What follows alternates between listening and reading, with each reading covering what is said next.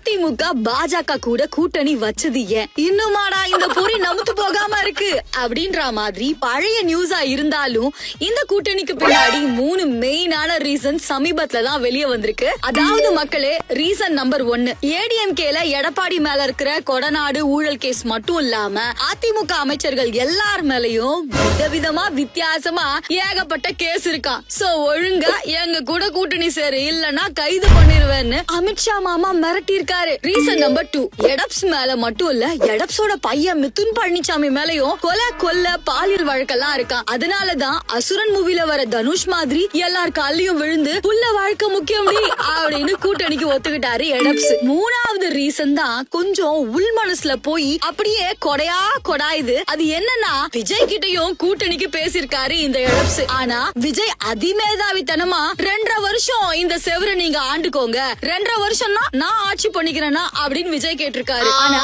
அதெல்லாம் முடியாது. நேத்து வந்த பையன் இந்த விஜய் இவருக்கு கீழே நாம இருக்கணுமான்னு அதிமுக அமைச்சர்கள் மண்டைய கழுவுனதுனால அந்த பிளான் கேன்சல் ஆயிடுச்சு. சோ இதான் மக்களே எடப்பாடி கொடுக்க உடைச்சுக்கிட்டு அமித்ஷா கால்ல விழுந்த கதை.